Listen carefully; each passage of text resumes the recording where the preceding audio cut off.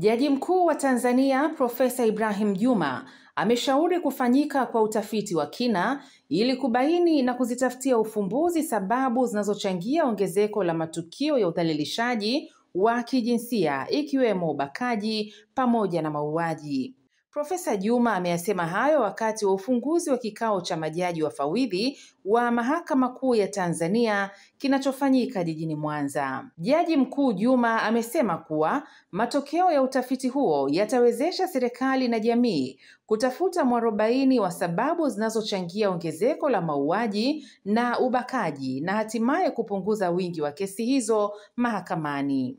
Nilivyokuwa katika kikao cha mahakama ya rufani hapa Mwanza, katika mashauri kadhaa niliyosikiliza, niligundua kwamba makosa ya statutory rape, kwamba makosa yale ya rape ya wasichana kati ya miaka 13, 14, 15, 16, kesi nyingi sana tumekuwa tukizisikiliza.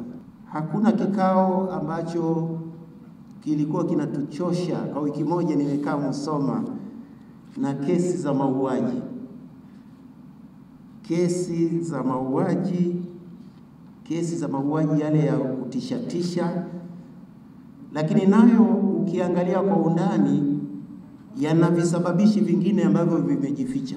Kwa hiyo tutumie mifumo yetu ya big data ambayo tunayo.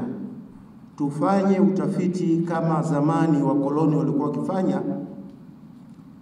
Aina fulani ya mashauri ikijitokeza sana, walikuwa wanatuma sosiolojia na watu wa psychology kwenda kufanya utafiti wa kina. Na kwa sababu sisi tumekusanya taarifa za kina, tumeweza kujua. Kwa mfano, kesi nyingi za Musoma zote ni wanaume ndio wanaua. Tukawa tunajiuliza, je, kama ni mila ya ukali wa watu wa Musoma Mara, wanawake mbona hatuoni jinai ya mauaji? Sasa tutaweza kuifahamu jamii yetu kwa kutumia uwekezaji mkubwa ambao tumeufanya. Aidha, amewahimiza mahakimu kujiendeleza zaidi kitaaluma ili kukabiliana na ukuaji wa teknolojia ikiwemo ya akili mnemba. Tuanze kuwapa mahakimu nafasi ya kusoma shahada za uzamili katika maeneo ya teknolojia, kwa sababu dunia tunayoenda kuanzia dira ya 2050 ni dunia ambayo itatumia teknolojia. Pengine haitatosha kwa wewe kuwa hakimu uliyesomea sheria peke yake kuweza kutoa huduma katika mazingira ambayo yanahitaji. Na ukiangalia nchi nyingine tayari wameshaenda kule, wanatoa kwa mfano LLM in technology, computer programming for lawyers.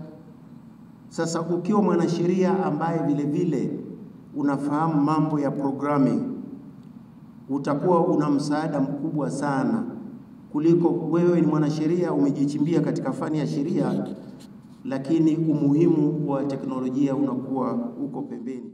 Akizungumza kwenye kikao hicho, jaji kiongozi wa Mahakama Kuu ya Tanzania Dr. Mustafa Siani amebainisha kuimarika kwa hali ya utoaji wa haki nchini. Kuhusu hali ya utoaji haki kwa Mahakama Kuu na mahakama za chini, ninao furaha kusema kuwa imeendelea kuimarika. Kwa mwaka 2024, wastani wa muda uliotumika tangu shauri kufunguliwa hadi kukamilika ilikuwa ni siku 78, pungufu ya siku 6 kutoka siku 84 ukilinganisha na mwaka 2023.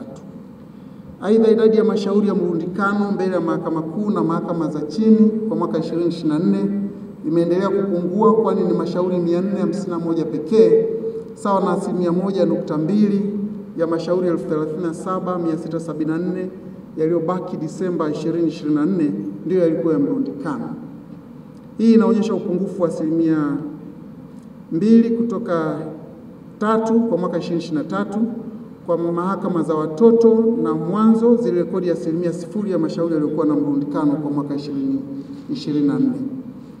Mchanganuo wa mashauri hayo ya mrundikano kwa kila ngazi ya mahakama kwa mujibu wa taarifa zinazopatikana kwenye mfumo wa takwimu za mashauri unabainisha kuwa mashauri yamepungua kutoka 292 mpaka 175 kwa Mahakama Kuu, kutoka 445 hadi 144 kwa mahakama za hakimu mkazi, kutoka 664 mpaka 126 kwa mahakama za wilaya. Aidha, mashauri ya aina hiyo yamepungua kutoka 18 hadi 0 katika mahakama za watoto. Kwa upande wa mahakama za mwanzo, takwimu zilizopo zinaonyesha jumla ya mashauri 6 yalisalia tulipofunga mwaka 2024 kama ilivyokuwa kwa mwaka 2023. Dr. Siani amesema kuwepo kwa viwango maalum vya mashauri ambavyo majaji na mahakimu wanapaswa kumaliza kila mwaka kumechangia kuhakikisha haki inapatikana kwa wakati.